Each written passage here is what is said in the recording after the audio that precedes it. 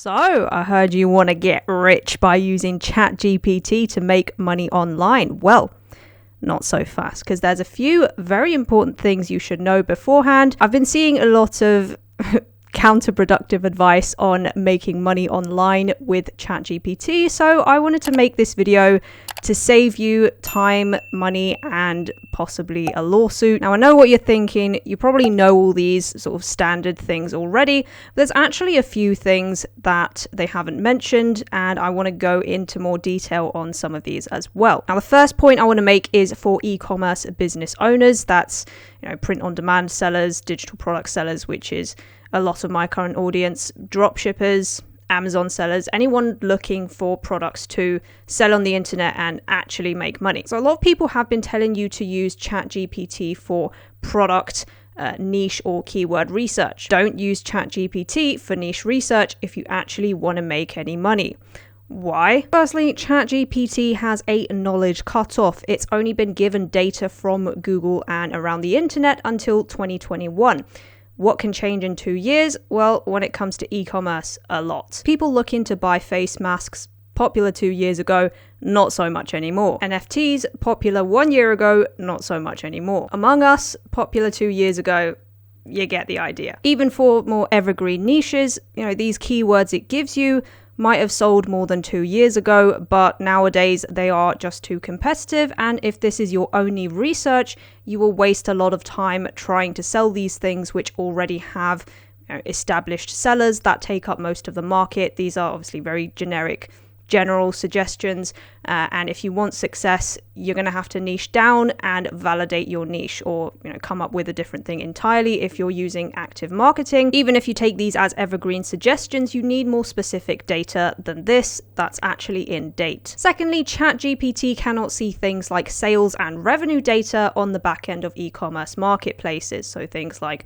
search data, competition data, which are things that you want at least some kind of idea to validate a niche before you launch in and invest a ton of time and possibly money taking your business down a dead-end direction. Now, if you're thinking, why do I need such specific and up-to-date information? Trust me, you are underestimating how competitive e-commerce is nowadays. If you're actually going to take the time to do product research or keyword research for SEO, which already puts you ahead of a lot of sellers, then why not do it properly with actual in-date information and tools that are designed for the platform you're selling on, so you can actually get information to get your products seen and purchased. I've got some specific tool recommendations on my website. There's free keyword research tools out there, just Google them. Obviously, Google Trends is a free tool. You can go onto the marketplaces themselves and just see what's selling.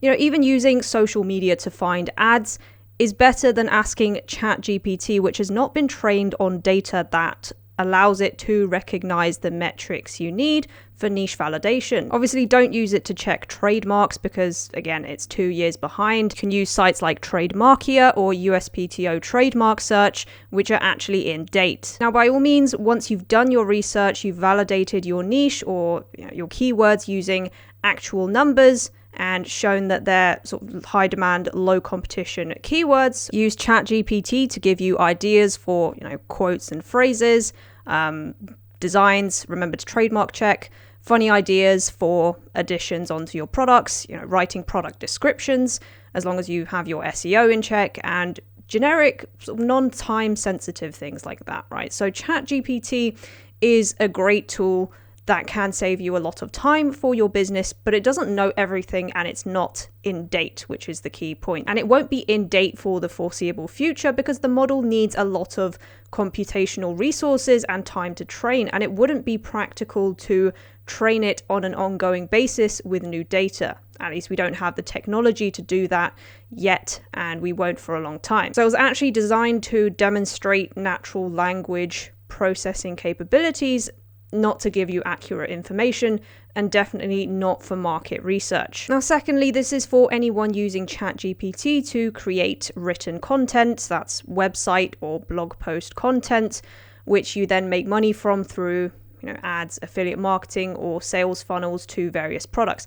Now, these are the most common suggestions I've seen on YouTube, at least, for making money with ChatGPT. The problem with this is that we know ChatGPT gets data from the internet from before 2021, but we don't really know where it gets the data from, like which domains or which pages were included in the data set. And there is no doubt that there is a lot of copyrighted content in there. This opens you up to plagiarism and legal issues. Now, copyright is a form of legal intellectual property protection that automatically protects literary works on the internet, like articles and blog posts, which makes up a lot of text on the internet that ChatGPT was possibly trained on. Now, it doesn't apply to all text online, like YouTube comments are not copyrighted for the most part, but it does apply to most websites. And if you copy and paste directly from ChatGPT, you run the risk of getting large chunks of text that could be detected and called out for copyright infringement, which in many cases you can get sued for, especially if you are making money off of it, if you're commercializing that content. And you will have no idea because you don't know where this text came from. But there is a lot of advice encouraging copy and pasting directly off of ChatGPT and using it on websites, or even sort of creating content for freelancing services like Fiverr for actual clients, which has risks, just like I mentioned. There's a parallel sort of legal problem with AI art generators as well, like DALL-E and Midjourney. So that's mainly what data set it's trained on, and ideally it would be trained on 100% royalty-free images, but a lot of artists have said that their works and intellectual property has been taken without their consent to train these AI image generators. And it also doesn't stop people taking the code and then making their own model by fine-tuning it with their own data set full of copyrighted content. Now, I've got to admit, I initially was not fully aware of the scale of this problem because I just read online that these AI were trained on copyright-free images, so they should be fine to use commercially. But I now realize that after some more research, it's a much bigger legal issue. Data mining and all that. I think that's a video for another time. But back to ChatGPT, it's not just the issue of intellectual property, but if you put out AI generated content, for example, on like medical or financial topics, and then someone gets hurt as a result of it, then it's difficult to determine who gets sued for that. But as the owner of the content, it will most likely be you. Now, using it as a starting point for ideas to frame your research around, or like double check you haven't missed anything in your own research, especially if you are unfamiliar with the topic, and then using other sources, putting things in your own words, citing when necessary, is a much safer use of ChatGPT. Now, possibly the craziest thing I've seen people online recommending ChatGPT for is giving financial advice. So things like stock picks, financial analysis, trying to predict whether you'll make money if you buy certain securities, even trading. Now, ChatGPT is trained to decline inappropriate requests, with financial advice being one of them, but I have seen content where people sort of try and phrase things in a way that gets around these barriers.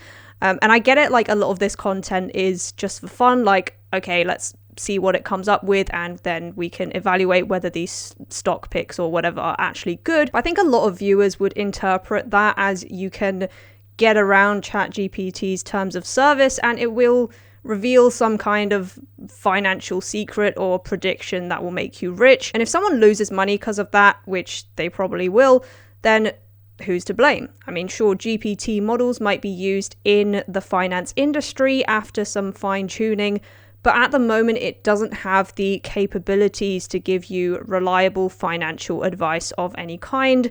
Or legal advice. As I said, don't use it to trademark check. As I've said before, it's 2 years behind and it probably always will be. It doesn't know your personal situation, and I don't really think I need to say any more on that point. So, ChatGPT, if you can't use it for market research, you can't copy and paste from it or ask it to give you stock picks, then how can you use ChatGPT to make money? Well, one thing it's really useful for is giving you an overview of a topic. So, for example, what are the most important concepts or things that I should know before I start an online business?